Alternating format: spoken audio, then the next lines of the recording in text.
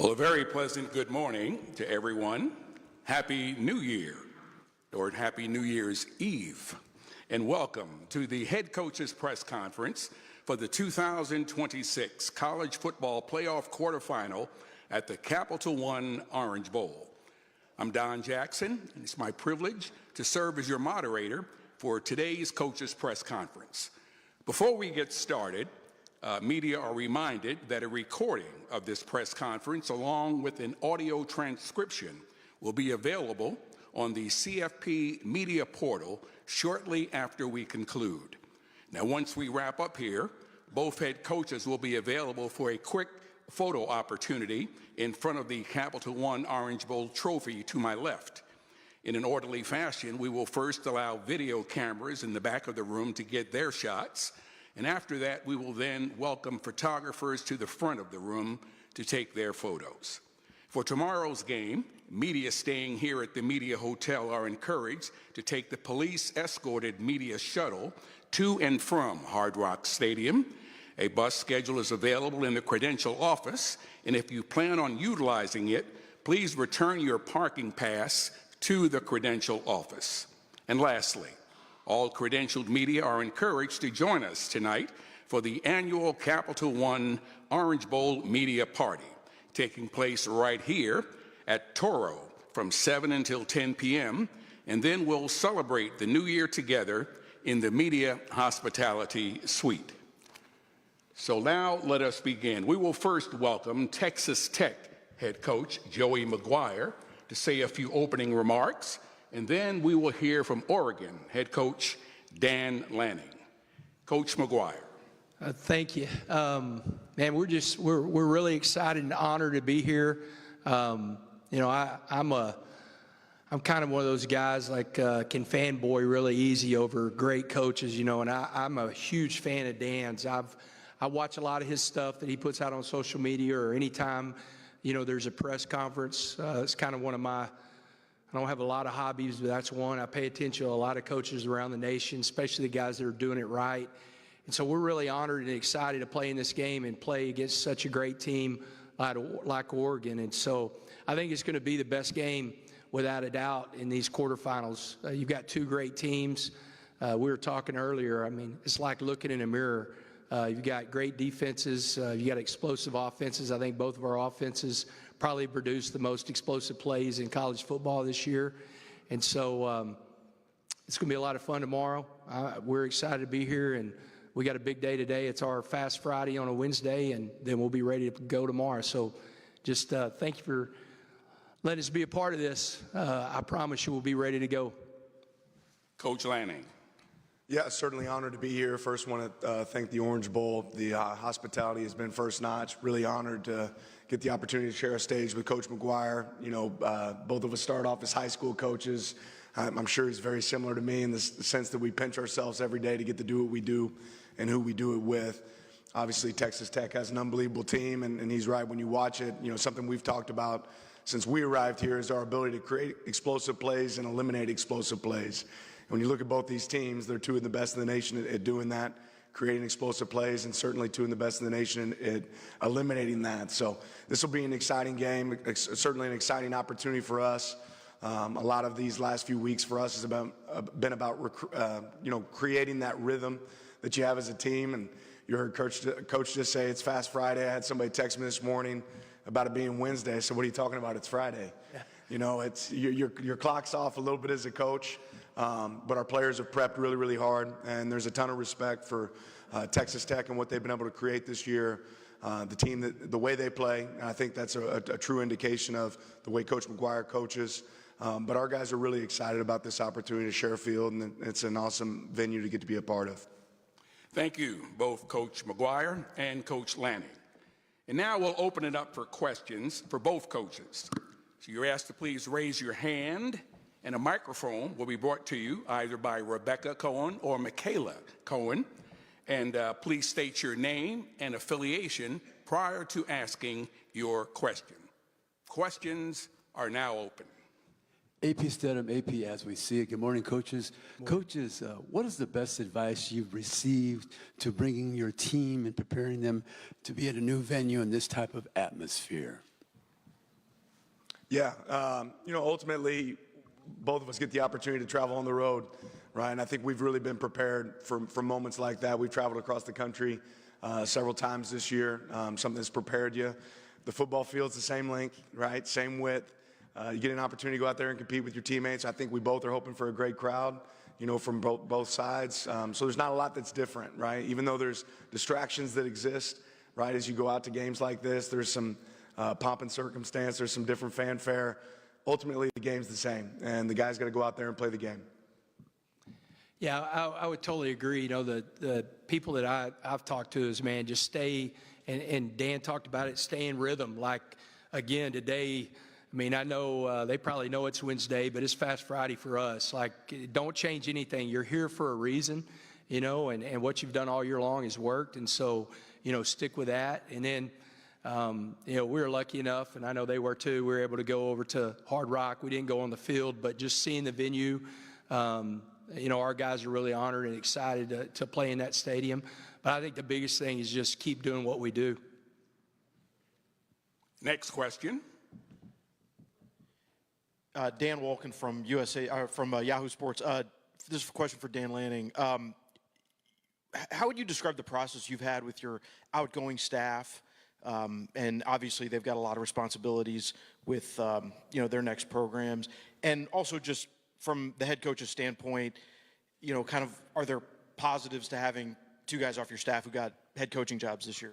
Yeah, I talk about it a lot. I set goals personally for myself, and my number one goal is to help people reach their dreams and goals. And when you see a guy like Tosh Lapoy that I've got to work with for a long time, and Will Stein, who I've got to work with the last 3 years, work their tail off to earn opportunities, you're really excited. And I tell every recruit that walks in our office, look, I can't promise you who will be here as your coaches because I want to help create their dreams as well, but I can promise you I'll be here as your head coach, right? That's a piece that'll change. And I'll say both those guys have had unbelievable focus on our team. I think they both recognize they'd never have the opportunities they have if it wasn't for the players at Oregon and the place of Oregon. And I think they feel, a term of endearment. They feel like they owe it to our players to give their absolute best on the way out. And, I remember this kind of sentimental for me. Leaving Georgia, I went through kind of the same process. And the hotel we're staying in this week, I remember hiring my strength coach, Wilson Love, in that hotel. I remember reaching out to coaches on staff and hiring them during this same process in the Orange Bowl when I was at Georgia. So it's kind of a full circle moment to see them going through the same things. But I'm very appreciative to the detail that they've put in, the work that they've put in, and it's led to some long nights and not a lot of sleep. But I always tell our coaching staff, you can sleep when you die. So these guys have worked really hard. They've earned it. I'm excited about their opportunities, and I'm excited about the opportunity to growth for our team. So when there's transition, there's opportunities for new ideas. There's opportunities for us to continue to grow. Next question. Chip Patterson, CBS Sports. This question's for Joey. On a similar note, your former offensive coordinator, Zach Kittley, is the head coach at FAU. I'm wondering if at any point during this busy week you've gotten a chance to visit with him and catch up and hear how the season's gone. Yeah, I talked to him. Actually, he's going to be at practice this morning because we're practicing at FAU. And so we changed our venue, and it was great to see a bunch of guys that were on staff with us yesterday. We had our Thursday walkthrough yesterday, and there was a bunch of guys. His head strength coach was our number 2. His chief of staff was, one of our assistant DFOs. And so it was great to see those guys. And he did, man. He was, a couple plays away from being at a bowl game. And I know he's itching to, recruit right now and bring some guys in. And he had a really good signing class. Kitts, man, he's a stud. I'm really happy and excited for him that he had that opportunity. Do you think he gets to share in some of this success and understand he's been part of the build to this game? Yeah, without a doubt, man. He's a Red Raider. He was there on staff as a student, and then he was kind of Cliff's right-hand man growing up. His dad's probably the most decorated track coach in the country, right now, and so he's still got family out there. He was in Lubbock for Christmas. And so I know he's really excited. I know he's excited to see the guys. And I told the guys he was coming to practice. He and Baron Morton, our quarterback, are really, really close. So I know he's excited to see him today. Next question, please. Dan, this is Tim Reynolds of the AP. to go back to the coaching changes and all that, on the outside, we can sit here and look and say there's got to be a better way. And from where you sit, the portal's going to open, recruiting never stops. Like, there probably is no better way. But would you rather see a process that might be a bit more streamlined and not allow for at the biggest time of the year, the biggest games of the year, for things to sort of seem so kind of topsy-turvy like they are at so many places right now? Well, I think there's clearly a better way. And I think it really starts with the season moving up and the playoffs not having, I mean, how many days, Coach, is it for you between us and your last game?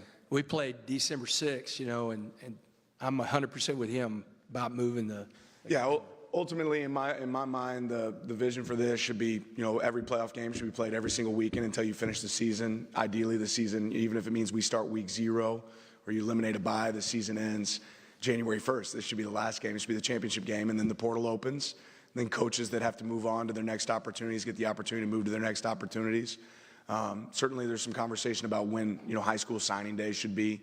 I think that could go either way because most of us now try to get guys in as mid-year players, and you want them to be able to join your program at semester, which is a challenge. But I think the first really clear indicator of a place that we can make this better is to wrap the season up. Our national championship game this year is January 19th, right? And that's really hard to envision as a coach that's going out and trying to join a new program and start a staff.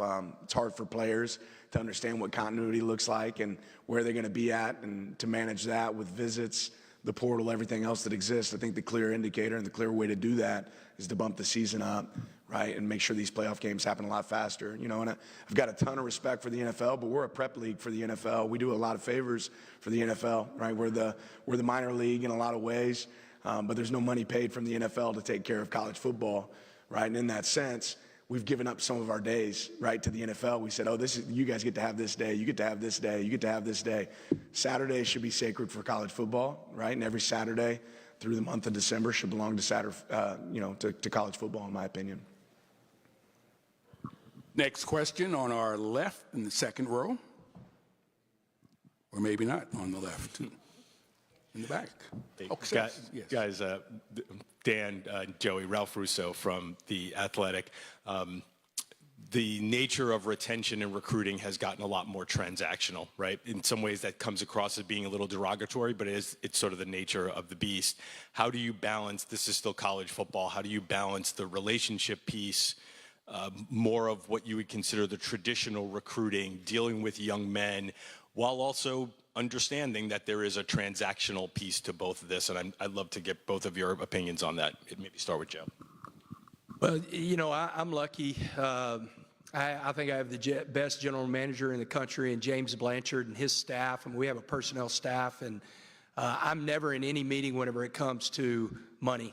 I try the best I can to keep the coach-player relationship as traditional as it has been whenever I was coached by Harris Brownlee and Tom McCone and the relationships I had with those guys. And so I'm also a very emotional person, so it's better for me to not be in those meetings.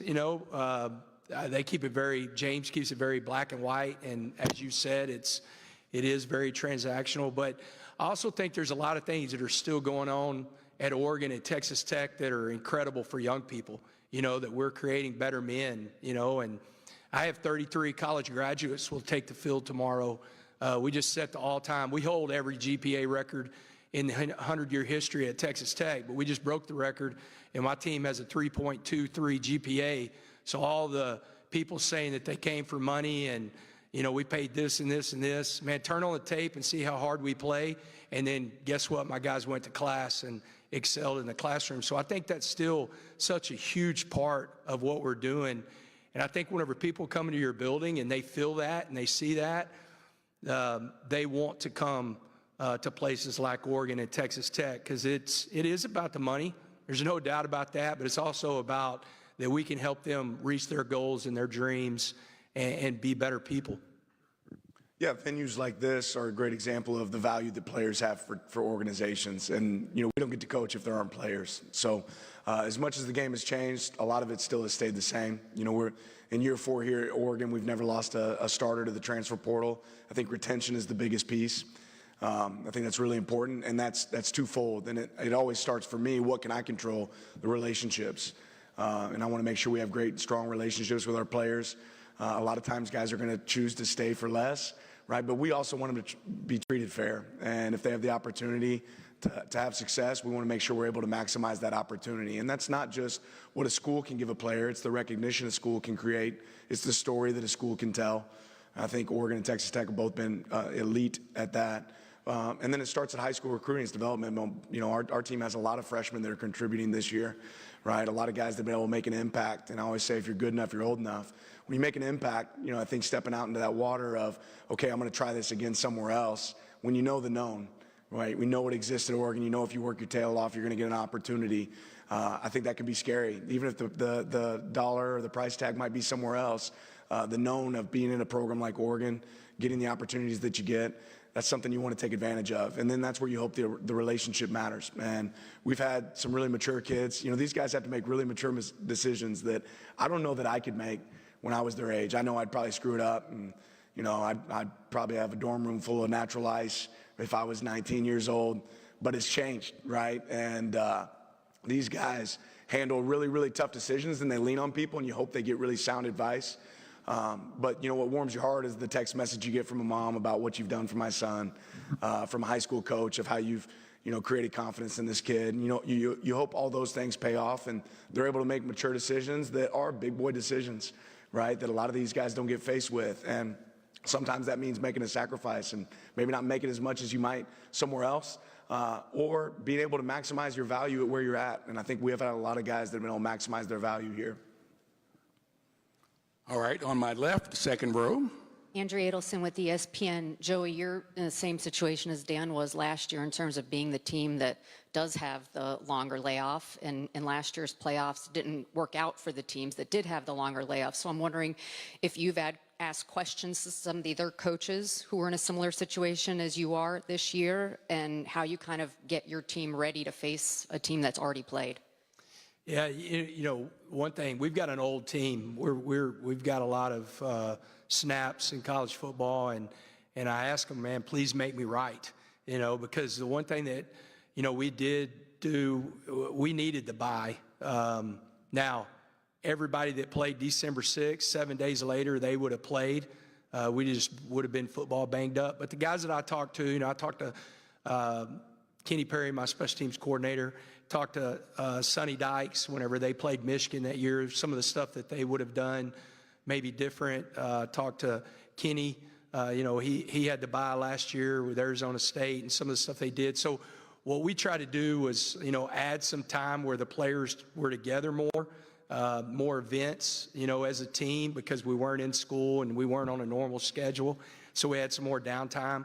And then the biggest thing, what we try to do is we do good on good, but we added periods, or, you know, there'd be sudden changes in practice. So, you know, Howard Sampson saw he was blocking David Bailey or trying to block him from the standpoint of just the speed of the game, because you're not seeing that that we're going to have to see tomorrow and try to deal with. And so we try to do stuff like that to try to stay in rhythm. You know, we needed a little bit of rest, though, too, especially our quarterback. You know, I think he feels really good, and hopefully it shows up tomorrow. Okay, on our right, second row, please. Hi, Bria Maranthus, Oregon Ducks Sports Illustrated.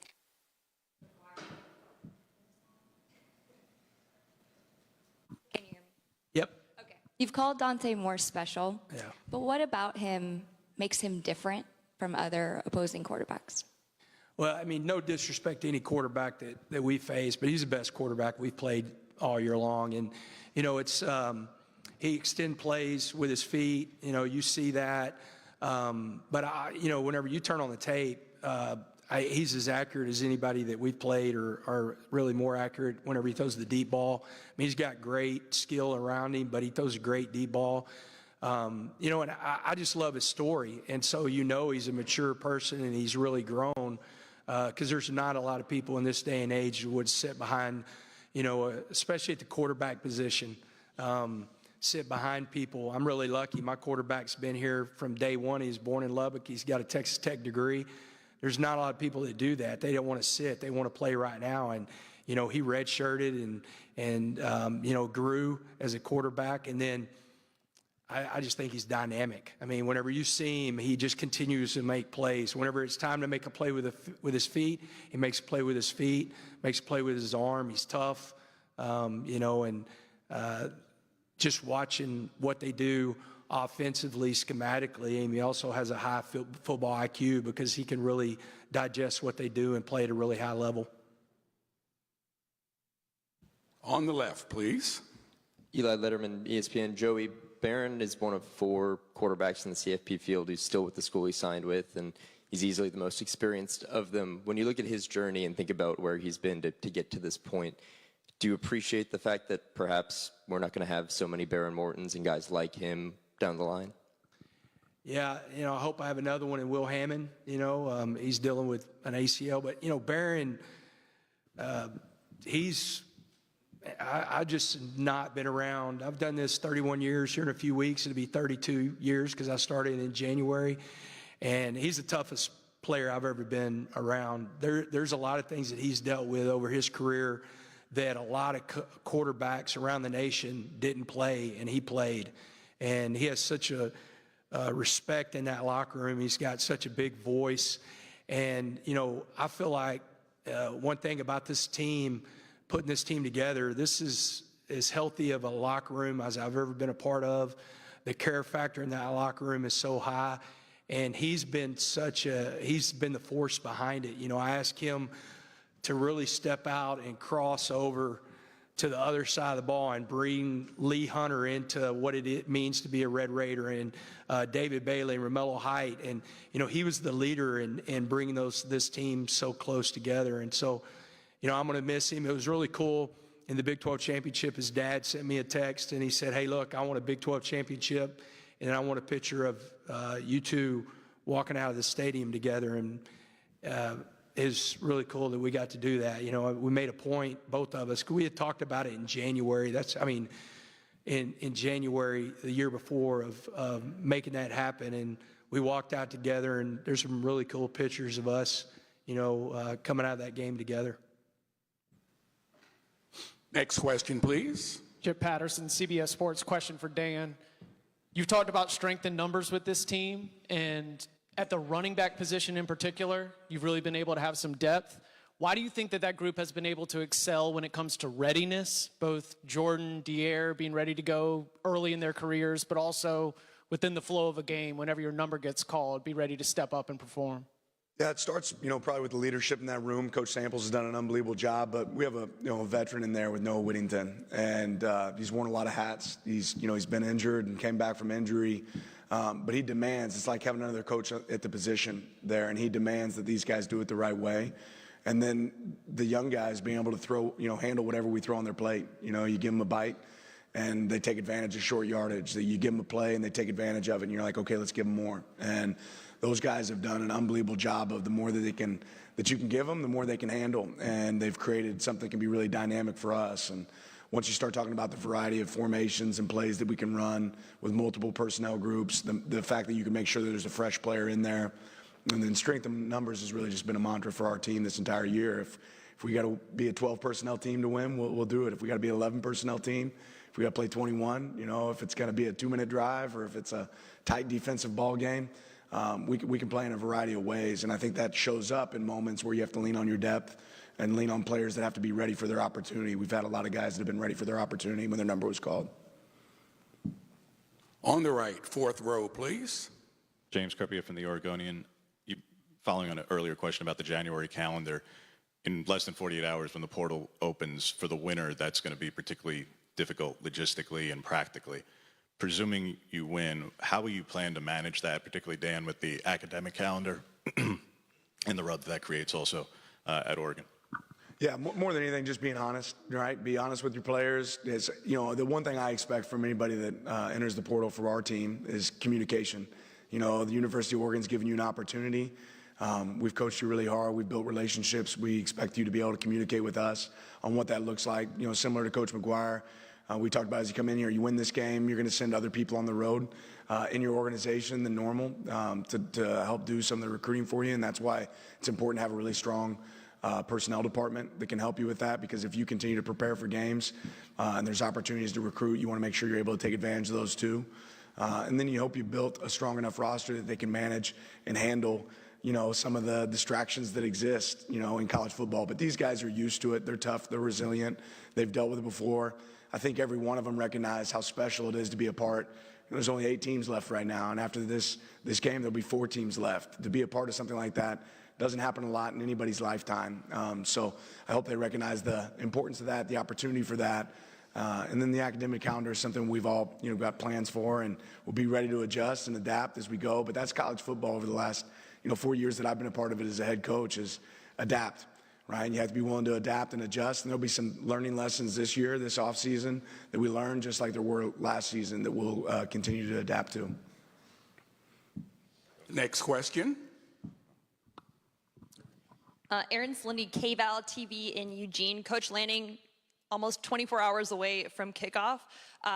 Just where is this team's mentality at, maybe compared to where it was last year? Yeah, you always try to overanalyze that as a coach. You walk in and guys are laughing and you're like, wait a minute, are we too loose, right? You walk in the room and everybody's quiet and you're like, okay, are we too tight? I really like where our team's at, their temperament. When they step on the field, it's business. They enjoy spending time with each other. They've had a really, clear focus throughout the week, and the result's going to be the result. We got 2 really good teams going against each other head-to-head, talent on both sides, good coaches on both sides. So, ultimately you want the players to go out there and take the opportunity to go win the game on their own. And I like where our guys are at. I think they've been really focused. I think the repetition of us, the rhythm for us, has been a factor that'll contribute in this game for us to be able to keep the sequence as much as possible similar for our players. But I really like where their head's at. I really like their focus. And it's hard to maintain focus at that age for as long as you have to maintain focus in college football right now. So I'm excited to see that result. On the right, please. David Collier, ABC Lubbock. Coach McGuire, you talked about Coach Morton and what that moment meant for you. I know you're worried about your team, but have you given any thought what this would mean to all of the planes full of Red Raider fans, the guys driving cross country and documenting that, what this moment will mean for the Texas Tech fan base as a whole if you guys can follow through and get a win tomorrow? Yeah, it's going to be incredible. I mean, one of the coolest things throughout this journey is, after the Big 12 game, how many letters and emails I've received from, Texas Tech fans and, guys that played the Red Raider, some lettermen, saying how proud they are, and they've been waiting for ever how long for a team like this. And so, it's going to mean a lot, but we've focused every single week on being in the moment and being where our feet are. This is a game. It's a huge game, but our guys know what's at stake. But I do carry that and feel that and excited that there's been a lot of cool moments this year that Red Raiders have been excited about. I know they're really excited. We got a big group coming out. It's going to be, I think, Red Raiders always show up, and we'll have a good crowd. And we're going to do everything we can to play really well tomorrow. We'll have 2 more questions. First question on the right. Pete Christie, KCBD in Lubbock. Coach McGuire, most people in America today are waiting for that ball to drop for 2026. You talk about your focus, mindset, and trying to keep all the noise out as the ball drops for you guys in about 24 and a half hours for the biggest game in Red. Yeah, we won't. We're going to be on our normal Friday schedule. We'll have this Fast Friday today, and then we'll have all our meetings and we'll eat as a team, and then we're going to go watch a movie and be back for our team meeting and be in the hotel room. And I think Cody Campbell and John Sellers are having a big New Year's Eve party tonight, and I'm sure my wife's going, but I won't be thinking much about. I imagine I'm going to be up, but it's only because Dan's going to keep me up because I'm going to be worried about the Oregon Ducks. But it's not going to be because I'm trying to bring in the new year. I'll probably be looking at the ceiling and thinking about tomorrow and making sure I've checked all the boxes to make sure that my guys are ready to roll. But, exciting. And, man, it's so cool. I did look up, and, Bob Stoops is a good friend of mine, so, of course, he commented that he's coached in this game and won it. And I did look up, man. It's really cool of the different guys, the who's who have coached in the Orange Bowl. Like for Joey McGuire, the whole high school coach, to be able to coach in this game and bring the Red Raiders in the college football playoffs, it's pretty cool. And we're really excited about it. Final question. Matt Preem, 24/7 Sports. Dan, you've always talked about getting reps for your guys. This is the third straight January 1st bowl game you guys have played. How can the last 2 years, the experiences and the distractions and dealing with all of that help you for this week? Playing football makes you better at football. You know, playing big moments make you better at playing in big moments. Our team certainly played in a lot of big moments. You know, it's funny, Matt, you don't sit back and really think about what you've been able to accomplish because you're always worried about what's next. But there's, you know, this is the winningest group in Oregon history over their 4 years. There's some new faces in there too, some guys that weren't necessarily there for the entire ride. But there's been a standard created, an expectation created, you know, for this group, and now it's about taking the next step. So really excited. We want these guys to lean on their experience and what they've been able to do. Again, they've prepped really well. And obviously you're playing a great team. At this point, there aren't any bad teams. You're playing great teams from here on out, and really excited about seeing our guys go out there and execute. Well, thank you both, coaches. We know you have a very busy schedule. At this time, we'll ask that you take your place over in front of the Capital One Orange Bowl trophy for the photo opportunity. As we mentioned, photographers, please stay